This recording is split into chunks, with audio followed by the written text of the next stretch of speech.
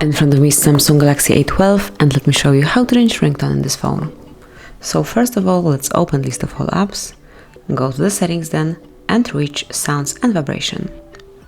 Here you will notice ringtone tab, so smoothly tap on it.